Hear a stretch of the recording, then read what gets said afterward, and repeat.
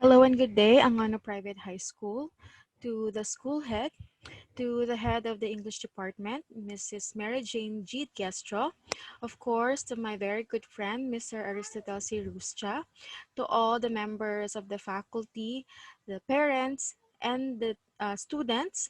Thank you for inviting me to have a talk in Reading for Literacy and Multilingualism. Diligence in reading is hope in nation building. I am Danica B. Ramos, a teacher at St. Jerome's Academy. So to lead you to the first part of the presentation, let me hand you over to my slide.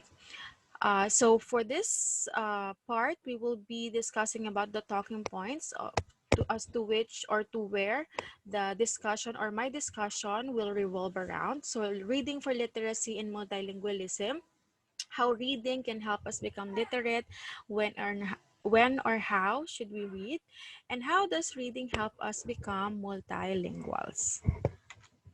Okay, so the first part of our discussion is all about reading for literacy. So how reading can really help us become literate. So for us to define literacy, when we say a literate person is someone who is capable of reading or writing, all right, and can able to understand what he reads and what he writes. So uh, let me introduce to you the topic with the quote that I am showing on my screen. So the fire of literacy is created by the sparks between a child, a book, and the person reading. So why did we specifically mention a child in uh, in reading for literacy? Because of course the most crucial time or stage in which an individual learns is during his or her childhood. Okay, so childhood or the younger years of a person is a very important stage of his or her life, because those were the time in which learning is abundant. Okay, so especially that uh, as we call it in psychology, the mind or the brain of a child is a tabula rasa. So it's like an empty basket. So as he or she grows older, he or she can be able to grasp or learn or be knowledgeable of his or her surrounding. Okay, so in this specific portion of reading for literacy, we have mentioned three elements. So we have child, we have a book, and we have the person reading. So these are the three crucial elements that are very important in the literacy of a child, all right, of every one of us. Okay, so uh, it's not only the book itself or the person reading to the child, or the teacher assisting the child to read. Okay, so there are three interconnected elements that cannot be taken away from each other in order for their literacy, reading for literacy, to be possible and successful. All right, so of course, the first element that we have here is the child. Okay, the second one is the book, in which these are the reading materials available to the child that he can read, or that he can uh, what they call this, that he can explore. All right, and the next one, and the last but not the least, is the person reading. So we are particularly pertaining about the person reading to the person who is assisting the child into interpreting or helping the child to understand what he or she is reading. All right. So, say for example, at home, before you study, before you go to school, of course, the first person who will help you in and motivate you to read is, of course, your parents. So, if your parents are not around, probably it uh, could be your older sister, older brother, or aunt, uncle, grandparents. All right. most probably your relatives or family members who are with you or who are present with you at home, who can open your mind and at least motivate you to open a book. All right. So, but when we talk about the term child in this specific quotation, uh, we're not really specifically saying that it's only the child or the children who needs to be, who needs to have literacy. But of course, as adults as well, or young adults. All right. So this is just a representation. Okay. So since learning is a lifelong process, as we grow older, as we wake up every day, as we sleep, we learn. Okay. So let us not limit ourselves in in books or in reading materials that we read at home or at school. We also learn from our experiences, from others' experiences, and so on and so forth. All right. So next off is this quotation that I have here. So reading should not be presented to children as a chore or a duty. It should be offered as a gift. So this is very true. I hope that your teachers or your parents or your guardians did not use books or reading materials as a way to punish you when you committed the mistake, because books and reading is actually a gift. All right, it's not literally a gift, but it is a gift, figurative gift, that you can give to yourself. Okay, that you can it is a gift that you can give to yourself to be motivated with basically anything. All right. So, uh, and also, it's not yet too late, even if you're already in junior high school and you're still cynical and in opening a book and trying to like liken or love reading. It's not yet too late. You can ask your classmates, your teachers, or you can ask Sir Aris of any recommendations that that he can give you as to what could be the best genre or best book uh, that you can introduce to yourself, so that you may open your mind and be motivated to love reading. All right. So next off, the more that you read, the more things you will know, the more that you learn, the more places you will go. So this was a line from Dr. Seuss's I Can Read with My Eyes Shut. So this is very true, literally and figuratively. You can never imagine, you can never understand the vast of possibilities that reading can give you. It can open a lot of doors, gates, uh, mm, it can even open walls. It just by opening a book, just by understanding the meaning of it, just by reflecting on the content of the book, you can be able to uh, open any different kind of portals, because it opens your imagination. It expands your knowledge about the different things here in this world. Okay, so this is very understandable. This is though we can think about, or we can interpret this quotation there, or this statement, figuratively as well. But we can also interpret this in a very literal manner, because it's very true. The more that you read, of course, the more knowledge that you will gather, and the more things that you will know. And if you know a lot of things, basically you can do and you can learn a lot of things as well. You can communicate with other people, even if they are from other races or nationality. You can be more competitive globally because you know a lot of things. And of course, you can go to different places.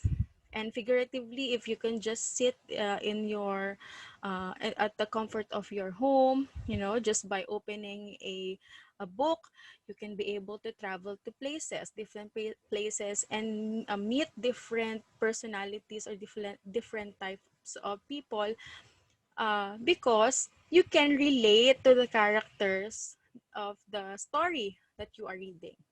Okay, it can expand your knowledge, and it can spark your imagination. Okay, it can help you to be more creative. All right. uh, like for myself and for my friends, to my English major friends, we always read books. We make it a point to read books, sometimes books that are very hard to understand. I know Sir Aris loves reading Harry Potter books, the Harry Potter series. And class, if you would be able to look at the vocabulary words, the terminologies in Harry Potter, you might be needing to have a Merriam-Webster with you, or an Old English dictionary with you, because the words are very highfalutin. They are very deep. The, you know, the figures of speech, the figurative language is, you know, is very hard to grasp. But Sir Aris were able to manage to read all of the books in that series. So you must ask Sir Aris to recommend a book for you as a starter. All right. So again, uh, please be mindful of this advice from Dr. Seuss, that you know, reading can take you to places. All right, and explore, or help you explore the world. Okay, so there's a question here: when or how should we read? So I would be very subjective here, uh, because there is a question: is there a proper way to read? I don't really have you know, the right answer for this, but I can personally answer this question. For me, there's really no proper way to read, because there are a lot of reasons why we read. So we read because we wanted to be informed. We read because we wanted to be knowledgeable about something. We wanted to learn. We read because we wanted to be entertained. So there's a vast of reason why we read. So I must say, for me, that I believe that there's no, you know, there's no actually uh, proper way to read if you wanted to be entertained, and if you wanted reading as a recreational activity.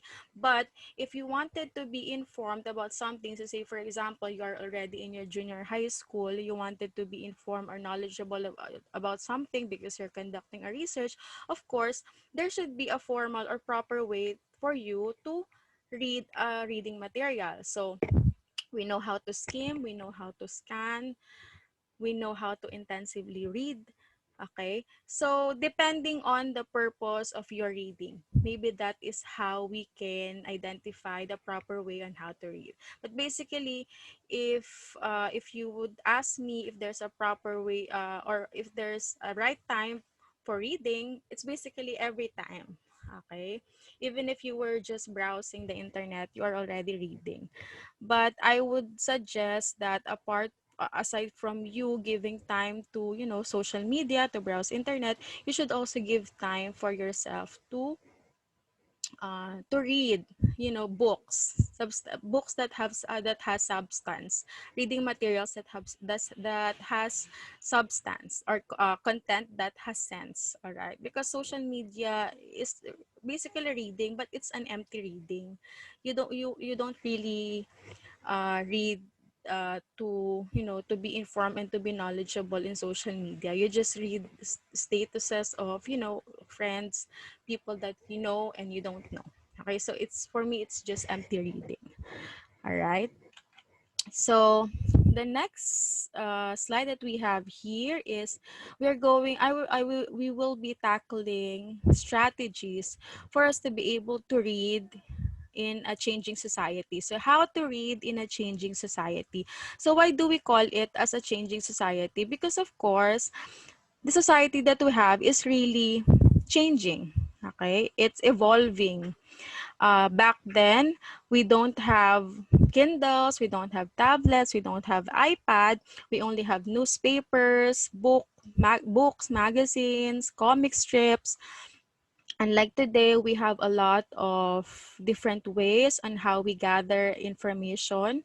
We have internet, we have laptops, and all. So in just a snap of a finger in just one click, you would be able to get information from the internet.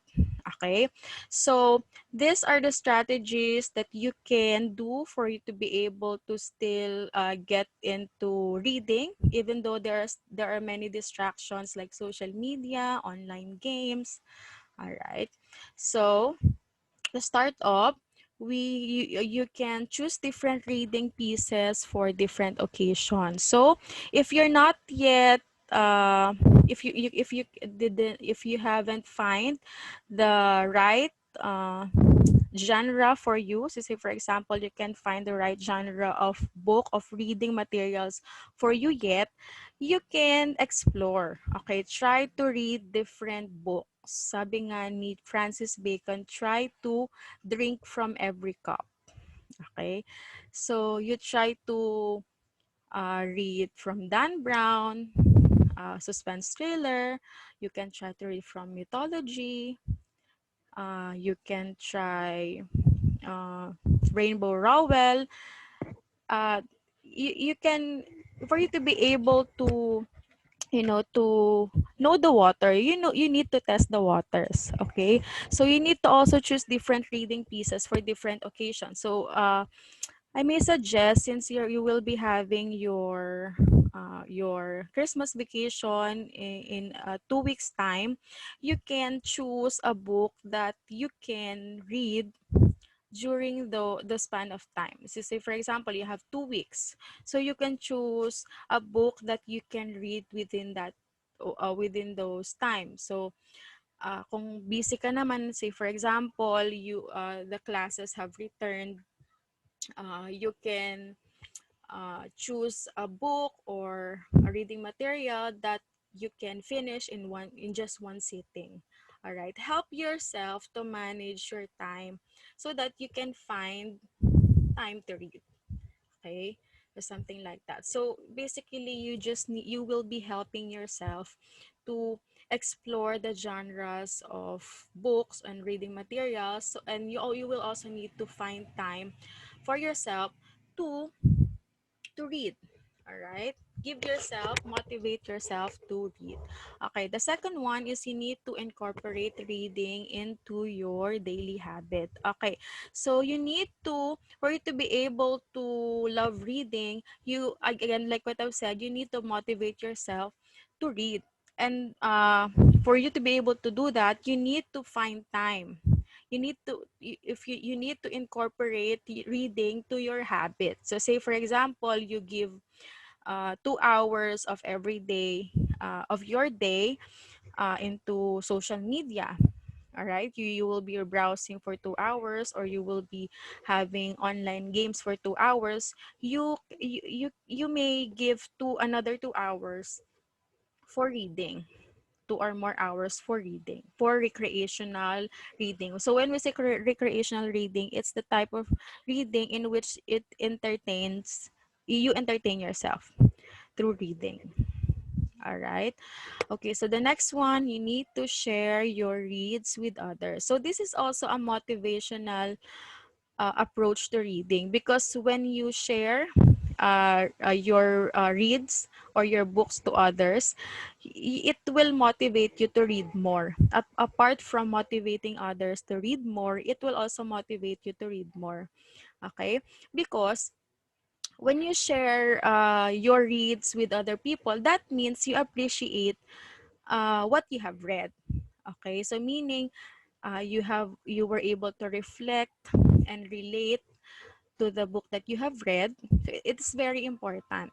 Not only that you understand and appreciate the book that you have read, you also are able to, or were able to reflect and relate on the experiences that the character portrays in the story. Okay, so if you were able to reflect on the story or to reflect on the experiences of the story, you can use that in your life. You can apply that in your life, especially if there are lessons or morals that you have learned from the story. Okay, so pag meron kang natutunan, it's very thoughtful of you if you share that learning to other people so that you can also share the moral or the lessons of the story, so they may also apply it in their own lives. Okay, now the next strategy uh, is to reflect on your reading. So like what I've said, and it's when you read, it's reading is not only understanding the printed letters or the printed text in your materials, but you also need to reflect on it, understand it, and take something from it that you can apply into your life. So apart from relating yourself to the experiences of the characters, you also need to reflect on it. What can I get out of it? How can I use it? Is it going to help me in my future lives, in my future career? How is it going to help me? All right, so you need to reflect on that. So your intrapersonal skill, your relationship with yourself will also improve. All right. Okay, now we are going to talk about the multilingualism through reading. So when we say bilingualism or multilingualism, you are able to speak and understand languages or more than one or two languages. So you're very lucky because we are already bilingual. In our country, we already have been using two official languages. So we have Filipino and then we have English as our official languages. Though we still have other dialects, we have more than 100 dialects here in the Philippines. But we are considering that as Filipino language. All right. But when we say multilingualism, you can speak you can speak two or more languages from other nationalities or foreign countries. Okay, so it is being said that uh, reading can also help us to be multilingual. All right. Okay. Anyway, one a good example of reading in multilingualism, actually, just by watching K-dramas, remember that in K-dramas, you can see there the subtitles. You are reading the subtitles as the characters in K-dramas speak. So that's one example of reading. Okay, that helps you to understand and learn the language of Korean, which is Hangul. So say for example, the character there says "Anyo nga sayo," and then the subtitle translates uh, "How are you?" or "Hello." So you can already learn from that specific instance. Okay. So here are the different things or the importance of multilingualism. Why is it important for us to be multilingual or bilingual? So number one, it increase brain power. So how does it increase brain power? Because of course, class, when you use a language other than your own language, what you do or what your brain does is it uh, thinks or it looks for a counterpart of that word of your own from your own word. So tinatranslate mo yung mga words na yon gamit ang mga salita ng ibang lengguwahe. So say for example, is it a French? Is it English? Is it Dutch?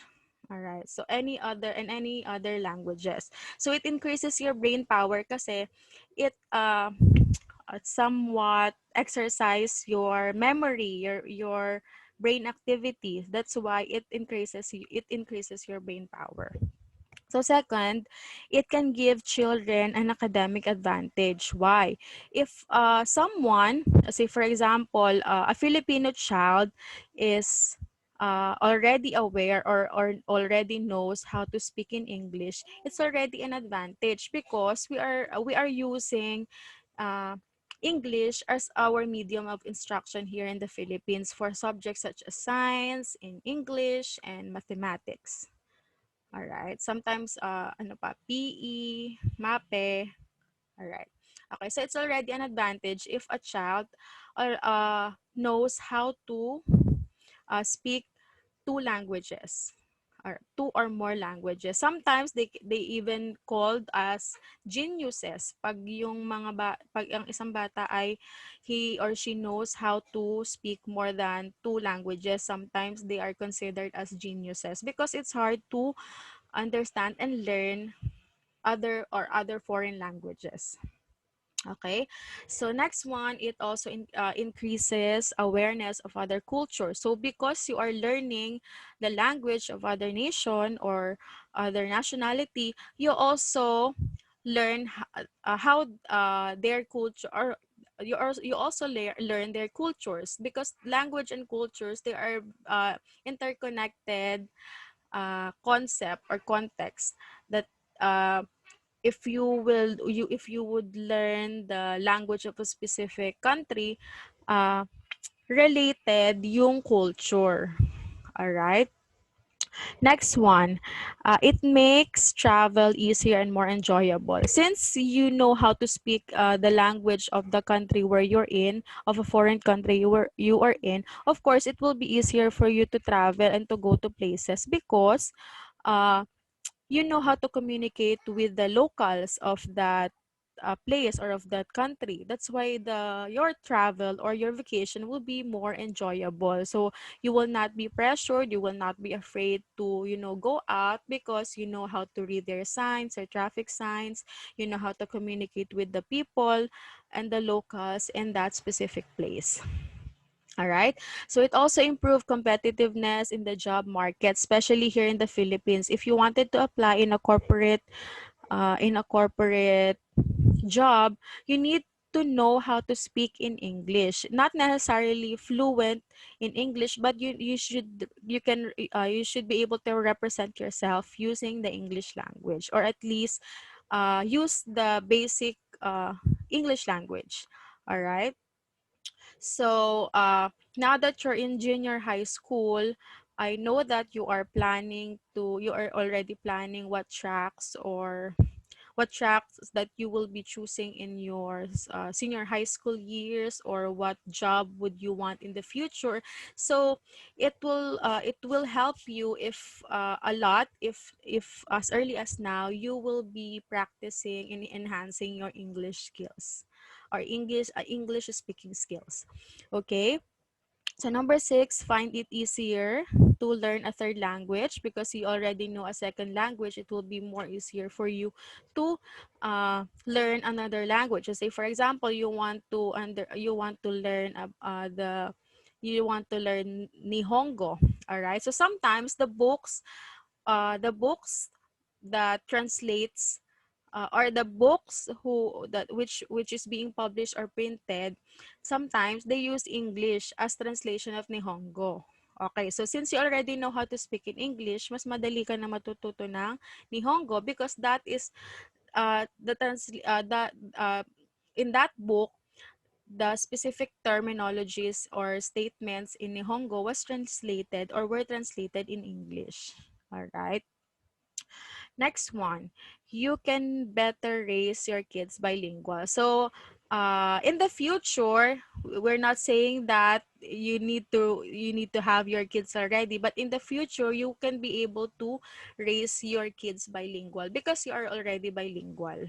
All right, so you can speak, or your parents or older siblings can speak English at home. So it's already it can help you to enhance your bilingualism or your skills in learning the second language. Okay, so since it increases brain power, multilingualism also helps you to stay mentally stronger for longer because lagi mo nga nagagamit yung memories mo and your brain activity. That's why it helps your brain to be, it helps you to be mentally stronger. All right. So it also improves social life. So how can improve social life? Because of course you can communicate well. So say for example, even if you're outside of the country, you are in a foreign country, uh, it it can improve your social life because you know how to communicate. So if you know how to communicate, you can express yourself more, which leads us to the 10th importance of multilingualism. It is being said that it can make you more attractive. So this, I think, is a very subjective idea, but I would agree to this because of course if you know how to speak well, or if you know how to speak or to be multilingual, or say for example you know how to speak the language of a foreign country, you can be able to communicate well with the locals there. So if you would be able if you can communicate with them, you can express yourself more. That will make you attractive to them. All right. So that's probably the idea behind that importance. All right. So I am 3 slides away from the end of my presentation. So let me leave you with the statement, literacy changes the world. Okay, so since literacy starts from the beginning, or from the beginning, or the beginning stage of the life of an individual, it is very important that in his or her younger years, an individual is literate. So just imagine the world wherein no one will be illiterate. Walang mga pulubi na who are asking for alms in the street because everyone is studying, everyone is learning at school. So I think that would be a perfect world. I hope that every one of us, this new generation, uh, is having this as their ambition, as their goal, to uh, for the greater good. All right. I hope that someday this will be happening. In a perfect world, nobody will be illiterate. Everyone will know how to read and to write. All right. Again, today a reader, tomorrow a leader, of course. So as much as possible, again, it's not too late. Even kung hindi mo pa nakikita yung motivation mo to read, just help yourself to be motivated. Look for a genre or a book that might help you to spark your interest in reading. Again, you might ask your classmates, your teachers, your parents, what could be a starter, a book that could be a good starter for you to, enjoy and love reading. Okay? Because of course, if you are a reader today, you will be a leader tomorrow. Of course, I would like to give you an assignment for a lifetime. This is not only an assignment for today or tomorrow or the next week. So this will be an assignment for you for a lifetime. So, uh, Angono Private High School, all right, please pick a book, reflect on the book, and share that book. All right, this is a very simple assignment. So you need to select a book and then reflect, relate to the experiences of the characters in that book, and then share what you have learned to other people, to your friends, to your colleagues, to your family. All right. And then last but not the least, please get lost. All right. Get lost in books, all right, because when we lose ourselves in books, we also find ourselves in books too. All right, I'm not asking you to get lost out of my sight, but get lost in books. Get lost and expand your imagination, uh, create or have more learning, explore the different idealism, different uh, field of probably art, professions, everything. Okay, just by reading a book, you can definitely expand your knowledge, your experiences. Okay, so just get lost. All right, so this will be the last slide of my presentation. So that would be it. Thank you very much again for inviting me as your speaker for your English Month celebration for this year. Again, happy National Reading Month, and uh, one more reminder that I would like to leave to everyone: please read a book today. All right. So that would be all, and thank you very much for having me.